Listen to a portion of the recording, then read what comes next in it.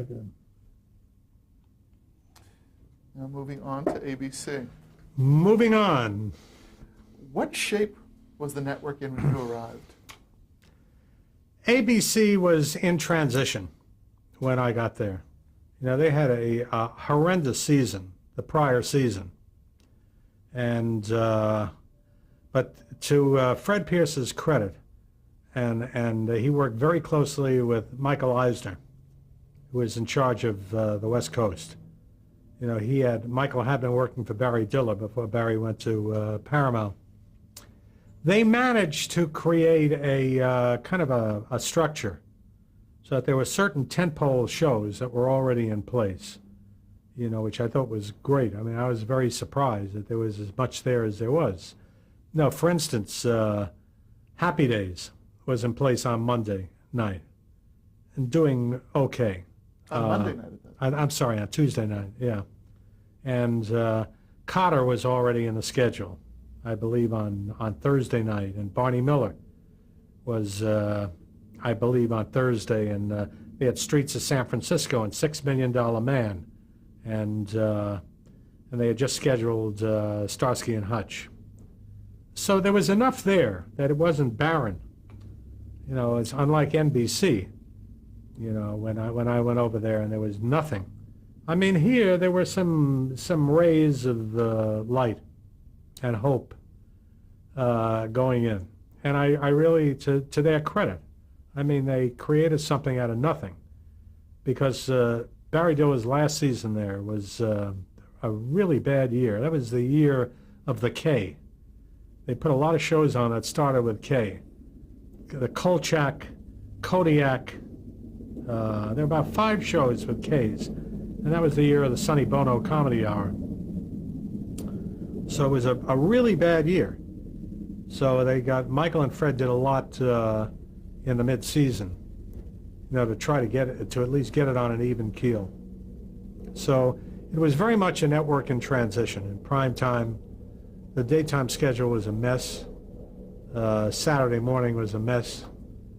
Late night, they had this kind of an anthology of a lot of different, the wide world of entertainment. It was a bunch of different things that taped dramas, variety shows. That was a hodgepodge, and they were doing very poorly there. And they had just debuted a show called AM America, which was doing a 7 share, which was an absolute disaster with Bill Butel. So if you look across the whole schedule, it was a mess, you know, with a little ray of light in prime time. And that's what I came into.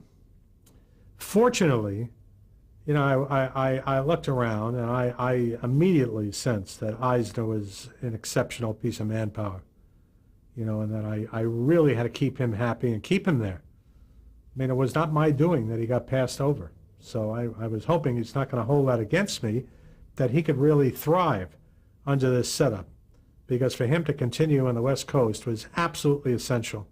I mean, I needed somebody who knew the West Coast community and could do the job. And there was nobody who could do it better than him. So my first job was to get him to stay. And it took about a couple of months, but he did stay. And thank God. And there were also some very good people on the West Coast. So, I mean, Marcy Carsey was there. Tom Werner was there. Brandon Stoddard was in charge of the movies. So there were Frank Brill, who was kind of an old-timer, but he was doing the variety shows. And there were enough good people, East and West. Ed Vane, who was a good, solid executive, was running the East Coast and the specials area, and daytime was reporting to him. So all told, there were about 10 executives. And my primary job was to keep those people in place. I didn't want to come in there and sweep the place out. That's, I felt what they needed more than anything else was the right direction. That with the right direction and the right motivation, these people would be great. So I don't know whether I brought anybody in to speak of there. If I did, they were not major appointments. You know, they were just filling little slots here or there. And, we set our sights on the mid-season. That was the first thing. Because the fall, I kind of wrote off. I thought the fall, the stuff that was going on in the air was awful. There was a Howard Cosell variety show on Saturday night, if you could believe that, at 8 o'clock. There was a rescue show that Jackie Cooper was producing called Mobile One. There was a Western called Barbary Coast. It's just one worse than the other. They really, really lousy shows. And I just figured that it's all crap. And none of it is going to be around. And if it works, great. If it doesn't, there's no sense of wasting a lot of time on it. And so the whole thrust was on the mid-season and the fall. And one of the first projects that we put together, thanks to Frank Brill's relationship with Ray Katz, the manager, was a Donnie and Marie special, which we got on stage a matter of months after I got there. And these kids were as fresh as can be. It was kind of another way to do a Sonny and Cher kind of a show. It obviously was scaled younger, and the Crofts are involved as the producers, but it was a very, very successful special. And on the basis of that special, which we air tested in the spring, we put that on the air in the following, I believe it was put on in the fall, or it may have been mid-season, I'm not sure. We also, resurrected some stuff that was in the development that was just kind of going nowhere, that I said, we really should, these are pretty good ideas. Charlie's Angels is one of those ideas. It was a development script that was then called Harry's Angels. And, so we piloted that very quickly. Recognizing it was a terrible script, but the whole idea was so appealing that do that. In the movie group, there were two concepts that looked really interesting in terms of concept. One was Love Boat and the other was Fantasy Island. And these were Brandon's, Stoddard's brainchild. So we got a couple of movies going on there. There was a show that they had piloted that didn't get on called Family with Seda Thompson, which was one of my favorite shows, and it was sitting on the shelf.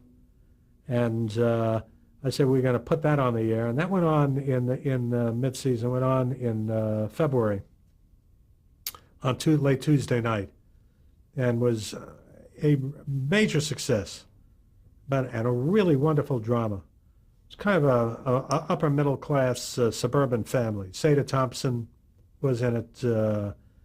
Christy McNichol was the first thing that she did of any note on television. Meredith Baxter, and it was produced by Spelling. So that by the time we got into fall, Charlie's Angels went on the air. It was a big hit. Donnie and Marie was on. It was a big hit. That anchored Friday. We'd kind of fine-tuned Happy Days by bringing the Fonzie character up front. We really became the star of the show. I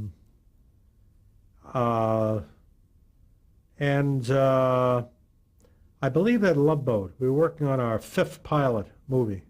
Had a tough time casting it. But I was determined to get it on the air. That's that first full season. So we went the first full season. We had quite a few things that we added to the shows that were there when I joined the network. $6 Million Man was there, and Starsky and Hutch and Barney Miller and Cotter and that was basically the beginning. That we in the first year. We added about 7 or 8 shows to the stuff that was already there. And then, that started to develop a momentum. Then it, the luck enters into it a little bit. They did a crossover episode, and they created the Bionic Woman, which was just meant as a one-time shot. And she was so good. Lindsay Wagner was so good in this thing. I said to Eisner, let's make a series out of this thing. There was no series deal or anything.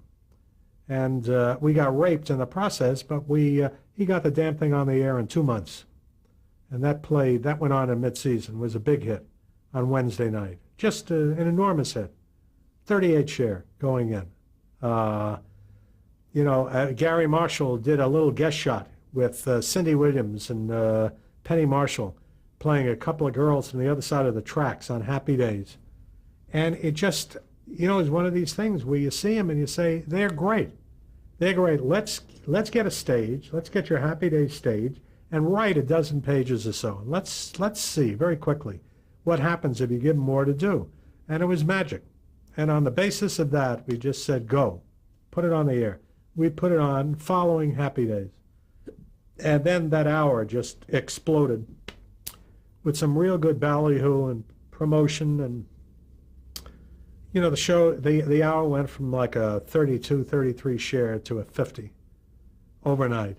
It was just the chemistry of the two shows. Worked so well that, it was a big hit. So we had 8 to 9 o'clock, and then we added Three's Company in the spring, which was another enormous hit. Opened with a 50 share. That came back in the following fall. And with Soap as the companion piece at 9:30, which caused an enormous amount of controversy. Probably the most controversial show that I was involved with since All in the Family. Nobody had seen a script or anything, and they were condemning it before it even went on the air. And I never forget, Don McGann, the president of Westinghouse, threatened to disaffiliate. We didn't pull the show. And, it was an enormous nuisance, this thing. I spent the whole summer, on Soap. But ultimately, by my second summer there, we had major sections of the schedule were all of a sudden just thriving. Wednesday night, all of a sudden we were a strong number one, where we had Bionic Woman leading into Beretta, Bionic Woman leading into Starsky and Hutch, leading into Charlie's Angels. And that was just ablaze. Tuesday night with Happy Days and Laverne and Shirley and Three's Company and Soap leading into Family. Tuesday night was as strong as Wednesday. We always had good movies on Sunday, and with $6 Million Man, we put Nancy Drew and the Hardy Boys at 8, which probably did better in that time period than anything else ever was programmed against 60 Minutes. So Sunday night was in the plus column. On Friday we had Donnie and Marie and a very young appeal movie, and that was doing very well. And we were building a really good comedy block on Thursday with Cotter at 8 o'clock and Barney Miller at 9. And we put a show called What's Happening in there, which was kind of a television version of Cooley High. And that thing took off. And so, by and large, with football on Monday and all the other nights, we were up into a 21 or a 22 rating. We were doing about as well at ABC a year and a half, 2 years in, as we had at CBS, during the heyday. And but I do have to give credit where credit is due. We started off with a basic foundation that was there when I got there, and then it was making the right choices. There was some good development that I don't think anybody realized they had. And then, you just seize the moment. And more and more, that's what you have to do. You've got to seize the moment. When something happens, unanticipated, you really have got to be prepared to respond to it. And I kind of liken what Les Moonves did this year, where it was an enormous crapshoot to take CSI and move it to 9 o'clock Thursday night following Survivor. There's no guarantee that that was going to work. But he basically was taking a 17, 18 share show. And that was a brilliant move. It's a very, very strong move.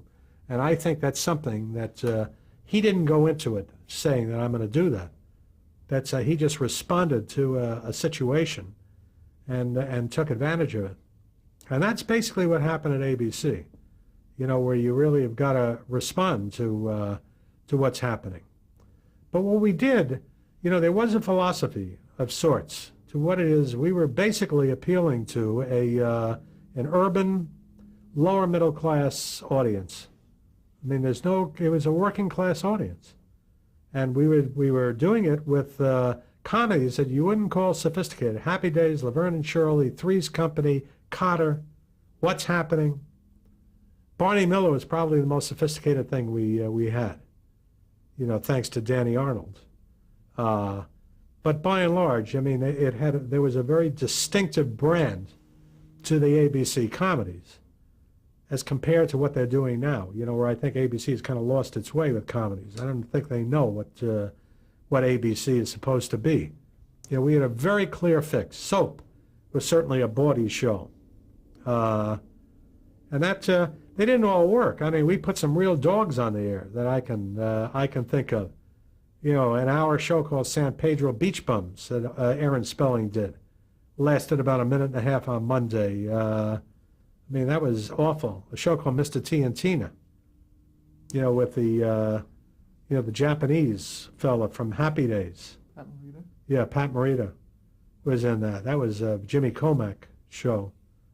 So we had our shares of real dogs, but, very, very specific kind of comedy. And the dramas, with the exception of, Family, which was in a class all by itself, were, again, young, swinging dramas. Charlie's Angels, Beretta, Starsky and Hutch, $6 Million Man, $6 Million Man, Bionic Woman. Again, they were really a lot of diverse concepts, but they all featured very young, attractive, hip stars. And we did, a show like Donnie and Marie, even though it was a variety show, certainly fit into the mix. It's when we deviated from that we got into trouble. We did a variety show at Captain and Tennille. It didn't work because that was not. They were not. They just were not designed for that ABC audience. And all the other stuff that I've been talking about was. And finally, the fantasy shows. We ended up putting them on, I believe, in the second year that I was there. Love Boat and Fantasy Island, and they were major hits. As big as anything could be. Love Boat started at 10, and then we moved it to 9 to make room for Fantasy Island. Love Boat was a 50 share. Just totally destroyed CBS's lineup. But the audience was ready for fantasy. Certainly, in a more serious vein, $6 Million Man and Bionic Woman proved that. But this was fantasy of a different kind. And The Love Boat was a fantasy, after all. How did your tenure at CBS help to inform the manner in which you sort of went after their schedule with the programming decisions you were making at ABC? I really thought more about what is good for ABC. I just felt that ABC has their audience, and we know that they responded to a certain kind of show, and best thing to do is just look ahead. Look straight ahead and do what you think is best. Doesn't mean you're not familiar with what they're doing, but, we put Charlie's Angels on at the end of the Wednesday night. Whatever CBS had in there, it was old, and it wasn't going to be competitive to Charlie's Angels. That's all there is to it. So, I knew pretty well that we could do very, very well. But what we did at ABC was create some great time periods. 8:30 Tuesday was a great time period to put a Laverne and Shirley. 9:30 Tuesday was a great time period to put Soap on.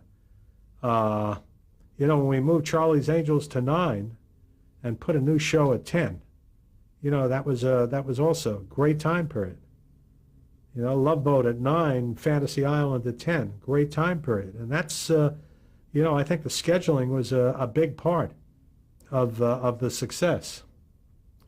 But well, we'll talk about a lot of the individual shows, but again, and just sort of comparing and contrasting your CBS experience to ABC, how was the corporate atmosphere different at ABC? Well, ABC was just, it's like you're in a fraternity. ABC was just, dealing with a bunch of guys and some women who were, your pals. It wasn't going up to Greenwich. it just was different. It was like starting with Leonard Goldenson, who was a very, very nice, warm guy. You know, if you did something well, he'd pick up the phone and come down to your office and say, hey, that was really good.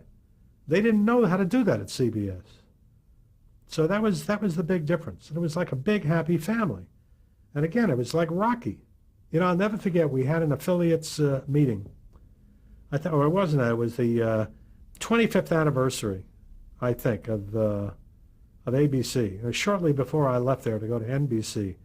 And we had, on their big sound stage in Prospect and Talmadge, they did a 25th anniversary party, and they had all the stars of the network, past and present, there. You know, even had John Wayne at the party. But, you know, going back to the star Cheyenne, and Jim Arness was a present star. He was doing How the West Was Won as a series. And at some point in time, they played Rocky.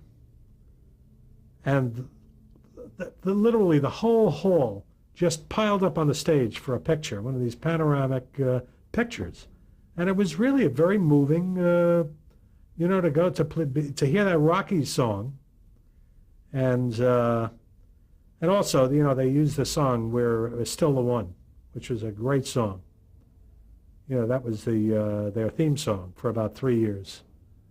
You know, it was. I think the accomplishment in prime time, they'd never been number one before. They came close a couple of times. You know, they came close in the late 50s, but they didn't have the stations. You know, during the Warner Brothers period, they came close during the late 60s. You know, when they had shows like Bewitched and Donna Reed and My Three Sons and the Untouchables and. But again, they were disadvantaged because of their stations. But this is the first time on every level they were number one, and by a big margin. It wasn't by a whisker. It's by a couple of rating points. And demographically, it was amazing. So it was, you know, it was a great high, and you know, it got a little tougher as I was going along. About a year and a half, 2 years into this experience, Eisner got an offer from Dilla to come over to Paramount. And I really didn't want to lose him, but he had it in his head that he was, at this point in time, this was a great opportunity, and that he didn't feel he was getting any of the credit, which I don't think was necessarily true. But he got to be such a pest that every day, I mean, I had an hour or two of his whining, saying he wants. I couldn't stand it anymore. I went to Fred Pierce. I said, you got to let him out of the contract. This is just not right. I mean, he's driving me crazy. And I hated to see him go. I mean, he was the best executive I've ever worked with. He was terrific. This is a guy you'd say, I want to do The Bionic Woman, and 3 days later, it's you got a deal in place and it's done. And 2 months later, it's on the air. I mean, he was that good. And, you know, he obviously proved himself at Paramount and Disney, that he's very, very special. But I didn't replace him. I couldn't replace him. And what I did, and I'm not sure it was the wisest thing in the world, I had the head of comedy, the head of drama, the head of movies reporting directly to me. And because I couldn't replace him, I didn't know who to reach for that could, and to just put somebody in between the people on the line and me would have been an even bigger mistake, and that really wore me out. So at the last year, it was really tough because he was really a spark plug out there, and all of a sudden I was doing a lot of work I hadn't been doing before, you know, which is one of the reasons why when the NBC offer came up. You know, I took it very, very seriously because I was worn out. But I think in terms of prime time, that pretty well covers it. The other element in prime time that was very important is that I determined very early that that the network is like a Christmas tree, and that, you know, the big ornaments of the series, but the other things are also important, like miniseries, like movies, and particularly specials, star specials. Went out of my way, you know, to line up every major personality that we could find to do specials for CBS, for ABC. And, I think the first special deal we made was with Barry Manilow. And we did a deal with John Denver. We did a deal with Olivia Newton-John. I believe we did a deal with Cass Elliot, which I think we would have put her on had she not died. And we got Perry Como's Christmas special over from CBS, which was a client-supplied special. We had the American Music Awards, and we added. I know that by the end of the first year, we had about 100 hours of specials, and I thought by far the best network, with bright young specials that were really great. And we did major miniseries. That didn't stop. I mean, after all, this was the network of Roots, which really kind of changed television. I think that under Brannon Stoddard, it was the most successful movie unit that I've ever seen. And they did everything from the exploitive, like Little Ladies of the Night, to really quality events like In This House of Breed and Eleanor and Franklin. We really ran the gamut. And we did one show that was developed on the East Coast called The Gathering, with Ed Asner and really an all-star cast. And I forget the writer's name. His last name was Poe, but won an Emmy Award. It was terrific. We did another picture called Mary White, which was his newspaper editor in the Midwest. His teenage daughter died in a horseback riding accident, and he wrote this little poem for her. And this was a movie that was based on that poem. But we did, it was one year we won all the Emmys for dramatic works, movies and miniseries, specials, and, it was, which is something that ABC had never done before. And again, that's very important. And to Les's credit, I think Les Moonves at CBS has made a concerted effort, to keep the specials going on the air. And he kind of is like the last showman out there right now, I believe, at least in terms of the way that I see things. When I had gotten ABC, I had mentioned earlier that they had a show called AM America with Bill Butel, which was an absolute disaster. And they wanted to give the time back to the stations, and I said, it's really silly. Let the entertainment division take a shot at this thing, not the news division. They have enough to worry about. At this point in time, Roone Arledge was not the head of news. But let us take one more shot at doing a show, because I really think I know what we could do, how we could do some business there. If you think of the Today Show at that point in time as the New York Times, think of Good Morning America as the Daily News. And I swear to you, we can make inroads there and counter-program them on every level. And I worked with Bob Shanks, who then was in charge of the specials and assorted odd projects, and he helped put this thing together with Ed Vane. And we hired an actor as the host, David Hartman, whose last claim to fame was Lucas Tanner, who is great. He was terrific. He was everyman, sitting there just nice and warm. And I think NBC at the time had Frank McGee. So it was really great counter-programming. And then we had a series of contributors. It's like this, again, the Christmas tree theory. We had Rona Barrett doing gossip. We had Jack Anderson doing the Washington scene. We had Irma Bombeck doing a couple of spots a week from Arizona. We had about 6 different contributors to the thing, and we just, the only misstep was the co-host, the woman that we had, Nancy Dussault, just was not up to it. And I remember we taped the first week of shows. We didn't go live because I was so... I'm sorry, we're going to have to change tapes. I'm sorry, I didn't want...